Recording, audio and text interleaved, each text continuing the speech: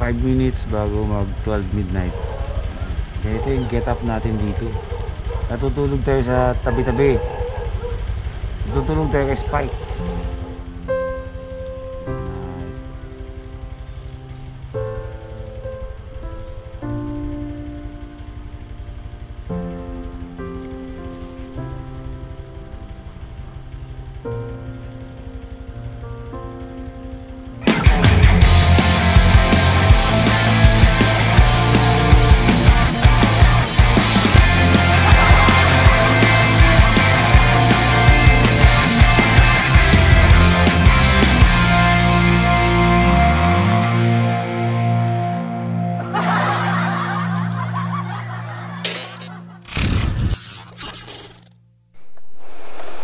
Bababa tayong sobrang kapal ng fog.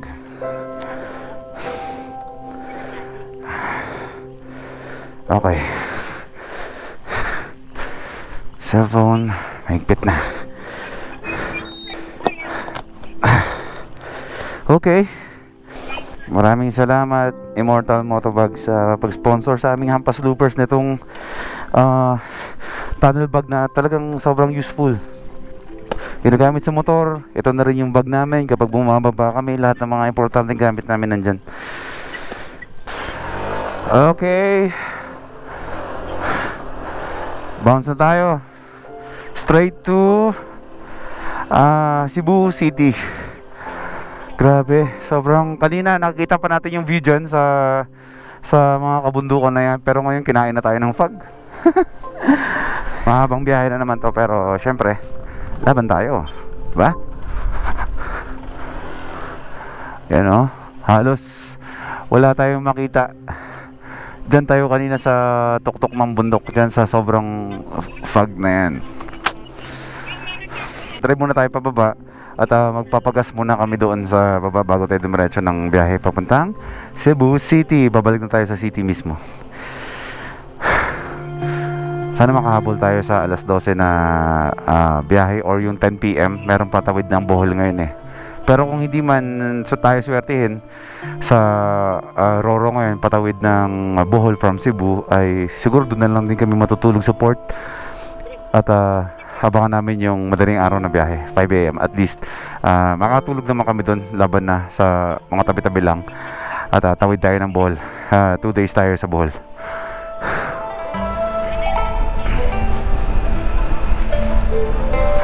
Okay, tuloy na tayo. Bababa na tayo ng Osmeña.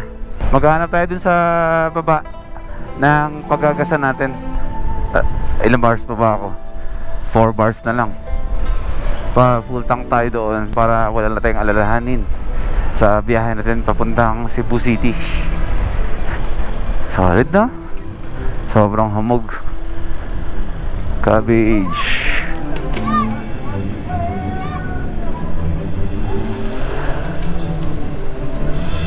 Bro, paano? Pa full tank? Special. Okay, nandito na ulit kami sa Moalboal. At dito rin kami kumain nung isang araw. Hindi nyo lang nakita sa vlog ko, pero dito kami sa karinderya na to na nakakatawa kasi alam nyo na ang hirap ng pag-Tagalog ka ay mahirap ka talaga mag-Bisaya. Ako marunong mag-Bisaya, mga kasama ko hindi. Tapos yung mga Cebuano, syempre nahihirapan din sila mag-Tagalog, pero at least nagkikita kami in between na nagkakabigayan ng kanya-kanya naming language hanggang sa magkaintindihan kami. Yun na maganda, di ba? Ang in-order ko dito ay tinola. Ang tawag dito sa Cebu, tinolang yellowfin. Syempre sa atin pag sinabi na rin tinolang manok, diba? Pero dito sa Cebu, ang tinola, sinigang. Talagyan na ng sili. Yellowfin. Tapos meron ditong seafood na seashell daw. Tapos ito ang first time ko matitikman ang hindi to kanin, mais. Iigop muna tayo ng mainit na sabaw para may masmasan tayo.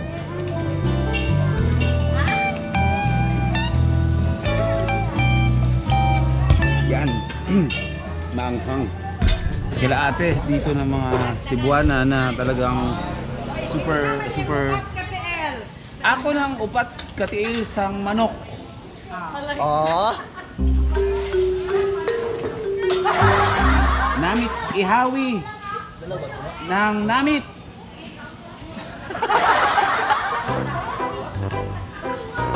Ihawa with gugma ba? Change battery tayo bago mali. Oh, dalawa lang. Ay, sa kanya. Thank you ate ha. Ini na ang kamot sang manok with gugma. Tiil. Wala mang kamot ang... Wala kamot. Ini ang tiil. Lapa-lapa. Chicken feet in Bisaya and Cebu. Lapa-lapa. Chicken feet. Chicken feet with love. Yeah. Pag pupunta tayo sa isang lugar, tayo ang mag-adjust kasi lugar nila to. Okay. Tapos na tayo mag-dinner. Meron pa tayong 2 hours. Ilang minutes pa to? 2 hours and 7 minutes na babayahin hanggang sa marating natin ang Cebu City Pier 1. Umiinom na ako ng yung parang Berocca version natin dito sa Pilipinas, pero ito yung ano to ni MotoGP, galing pa daw ng Qatar to. Hindi na tayo mag-vlog ngayong biyahe. Magkita na lang tayo sa mismong Pier 1 ng Cebu City. Wala rin naman tayo makikitang maganda sa daan ngayon kasi gabi na rin. Bye te! Pahuli na kami! Sige, bye! Oo.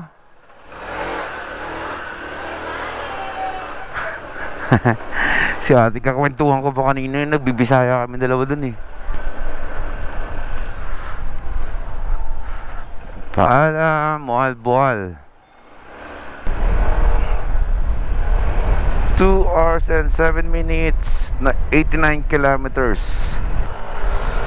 Paano mga first timers, magkita na tayo sa mismong Pier 1 ha, sa port kung saan tayo sasakay ng barko papuntang Bohol ngayong gabi.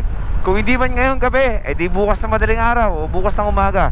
Basta ang importante, makapunta tayo ng Bohol bukas. Gabiyahin lang muna kami ng Matiwasay nang hindi nagbablog para makapag-focus din kami. At medyo bula-bulate itong dadaanan natin eh. Medyo sigsag to, kaya stop muna natin yung vlogging natin dito at para makapag-focus kami sa pagdadrive namin. Magkita tayo sa Cebu City Pier 1. Tuloy tayo. Sabi ko hindi na ako mag-vlog eh. Vlog pa rin eh. Inabutan kami ng sobrang lakas ng ulan. Basang-basa kami. Ang tindi.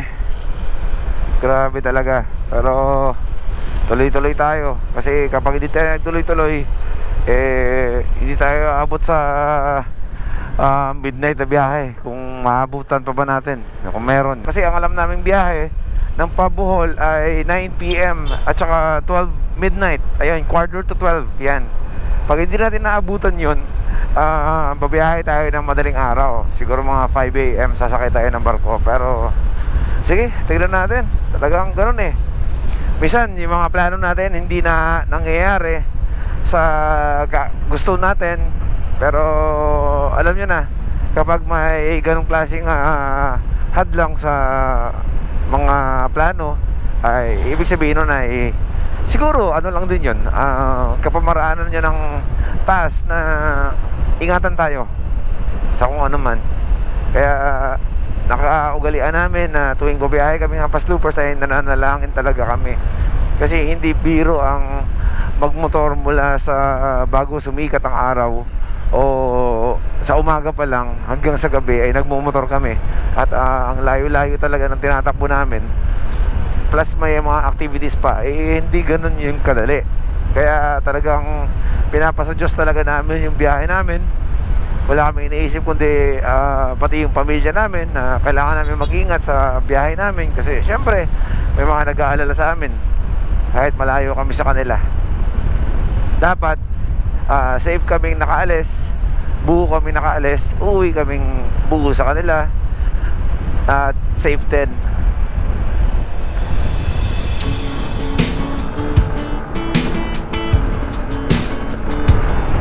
Okay, 15 minutes na lang.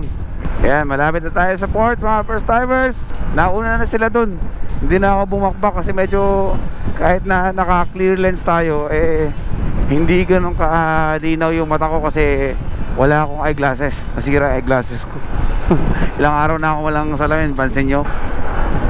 Ganun din naman, makakarating din tayo dun. Mabilis o hindi. Sana may makuha tayong barko ngayon patawid ng Bohol. Ilalaban na natin yan. Maganda ng ano dito, no? Pier ng Cebu. Linis ang liwanag. Dito yan, sa kanan, pier yan. Tingnan sa mapa. Ayan, no?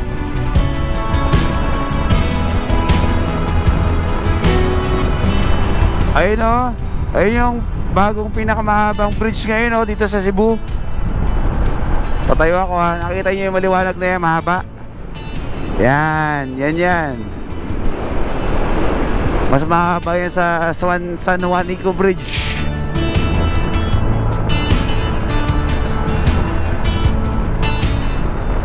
Six minutes na lang. Oh, grabe. Napakaganda dito sa Cebu. Pier to, pero ganito. Anong nangyari dito? At amoy sunog.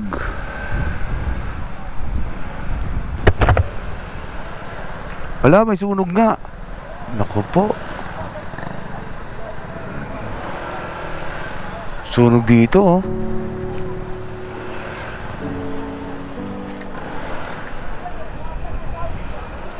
Grabe na may mga nasunugan. Mga nasunugan to mga to dito. Lahat nandito sa kalye. Grabe.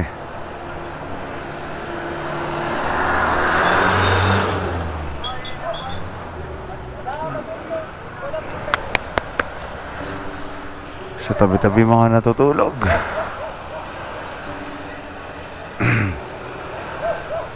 Wala ang traffic. Saan sila? At andito na ako. Ayun sila. Nakita ko na sila. Magtataka sila kung bakit ako late. What's up mga bro? Nahirapan ako mag-drive. Wala kasi akong salamin na, diba? Nagpalit ako ng clear. Lahat ng ilaw ko sabog. Nahirapan ako. Tatakot ako baka maano ako. Sulo ka lagi din. Ha? Sulo ka lagi sa ilaw. Oo. Laging sabog yung ilaw ko.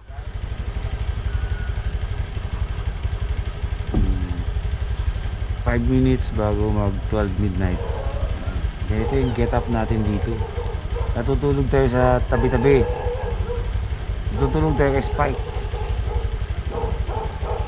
Binalik ko na yung sarili ko ng ganito para hindi tayo mahamugan. Naka-raincoat ako, naka-sombrero. Balot pa yung ulo ko ng balaklava. Ay mask. Ayan. Dito tayo matutulog ngayon hanggang 6 AM hanggang sa magbukas itong mga ticket outlet dito ng mga shipping lines. Mamaya magkakape tayo. Sinubukan ko kanina humiga dito, makakatulog naman ako. Siyempre pagod tayo. Tsaka meron tayo dito source of energy. Sabi ko diet ko, mukhang nasisira diet namin sa biyahe, pero kailangan kasi kumain.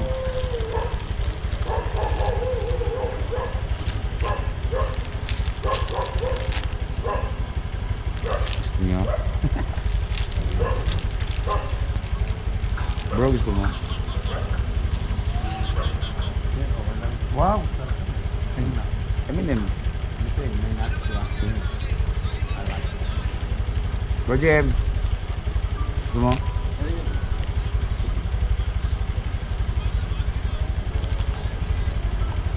Sobrang lamig dito sa North Pole. Ang pinakatakot namin dito, baka salakayin kami ng mga bears. Kaya tinatali namin yung mga helmet namin kasi baka pagising namin wala na yung mga helmet namin. Ginawa na ng mga bears.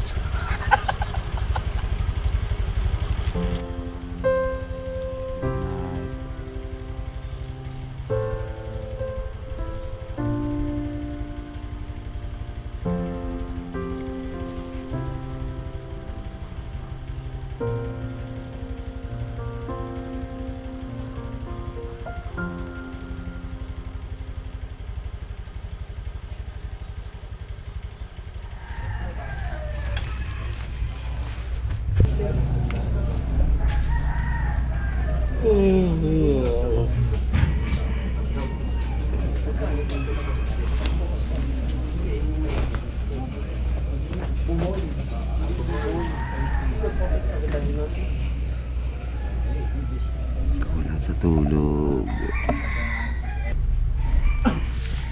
Ano kaya no kung nag-vlog si Kong dito? Nag-intro siya dito no ng ganitong oras. So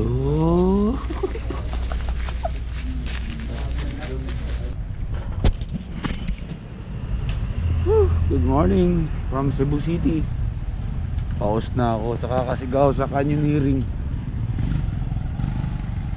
Nakatulog ka bro? Hindi bro. Mga 2 hours.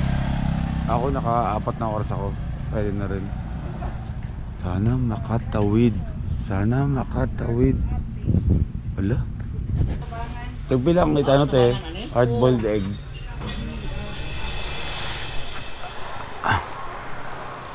Everything happens for a reason. Sabi nga. Ay. Kinakalungkot ko mga Boholanos. Hindi kami makakatawid sa isla ng Bohol. Ay. 3 lang pinayagan sa amin na bigyan ng ticket ng shipping lines. Kasi nga ako, si MotoGP, tsaka si JM Travel Motovlogs lang ang fully vaccinated. Yung dalawa namin kasama sila sa Dick, tsaka si John Fox is nakaka-1 dose pa lang. So pasensya na kayo. Next time tutuloy kami sa inyo ha. At least ginawa naman namin yung lahat na makakaya namin na makatawid sa inyo. Ayan. At syempre kahit ako gusto ko rin na makapunta sana ng Bohol. Pero ganito, baka ituloy nga nasabi kapag hindi natutuloy, baka may plan lang talaga si Lord, o siguro iniiwas lang tayo sa kung ano man pwedeng mangyari kasi nga sobrang dilim din ng panahon, ba? Baka pagdating doon ulanin lang din kami ng ulanin, mahirap, hindi rin kami makabiyahe. Dito muna tayo sa 7-Eleven, kain mo tayong breakfast, gutom na kami.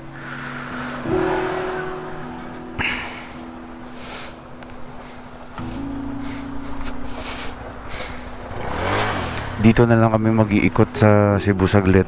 At ulan din ang ulan. At magbumotor na kami pabalik ng Visayas siguro mamaya or bukas. Depende. Bagsak na ang enerhiya, mga first timers. Vitamins na lang ang bibigay sa amin ng lakas dito, tsaka kape. Nagkakasakit na rin kami. Pero sana naman wag naman matuluyan ang sakit. Mahirap umuwing hindi okay. Kape muna tayo.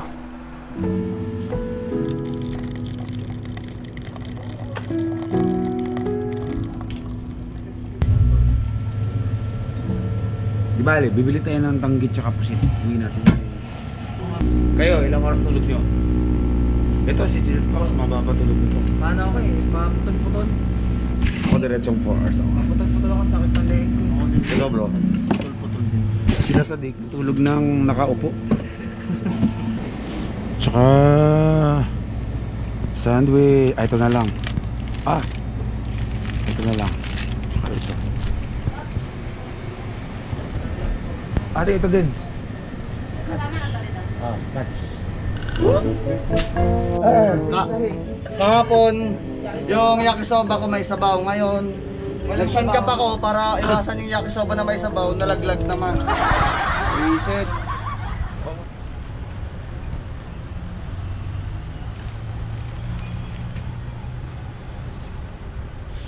Nangihinayang ako na hindi ko maintindihan.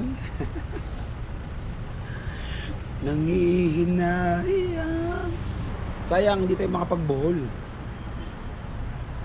Pero sabi ko nga, baka may nilalaan na mas magandang panahon para gawin natin ang bohol. Kasi naulan din, baka... Gusto ko kasi umakyat dun sa Chocolate Hills eh. Tsaka yung maraming steps. No? Pasensya na kayo mga boholano sa mga first timers dyan. Bibili muna ako ng danggit. Maraming danggit, tsaka maraming pusit na dried. Iuwi ko sa bahay, pasalubong ko kay Prisha, kay nanay, tsaka kay Hana, tsaka sa mga kapatid ko. Diba?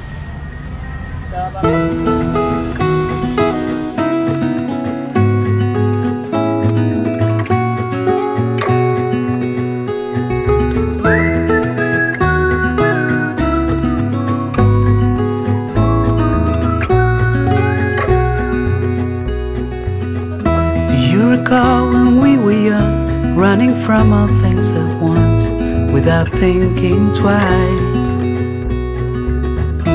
And I knew it would catch up, and that we would be the ones left behind. Siyempre, hindi na tayo natuloy sa Cebu. Ngayon, pupunta na muna kami ng wet market. Bibili tayo ng danggit, tsaka dried pusit. Uwi natin ng Manila. For some time.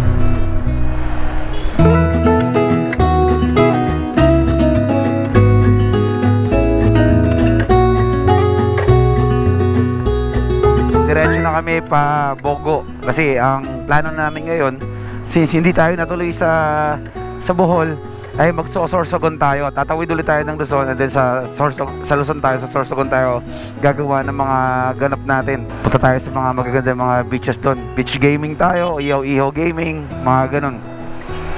Wow, ayan. Ay grabe, nalapit tayo dito sa tinatanong lang natin sa malayo. Yan ngayon ang pinaka malaki at pinakamahabang tulay dito sa Cebu City. Akala namin passable na yan, hindi pala. Pero ang sabi sa amin ni Bro JM is sa sobrang taas niyan is hindi pwede ang mga 150cc, mga low displacement tulad ng ginagamit natin ngayon, si Spike 150.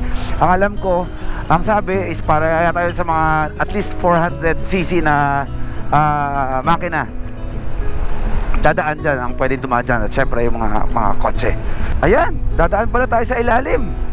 Oh my gulay. Maraming salamat Cebu. Ay. Ayan, sobrang taas pala ito. Grabe. At least guys, maikling panahon at nasilayan ko rin ang Cebu City. Maraming salamat. Babalik tayo dito. Babalik. Ayan na yung tulay. Hindi kalimutan ko anong pangalan ng tulay na yan. Yung pangalan ng tulay na yan, napakalaki. Grabe. Tulad ng sabi ko, ang Cebu ay sobrang laki, pero ito yung tinatawag na Cebu City. Ang SM nila dito, ang tawag ay SM Seaside City, Cebu. Ayan. Kung meron tayong SM Mall of Asia sa Manila, ito ang tawag sa kanila, SM Seaside Cebu, ganyan.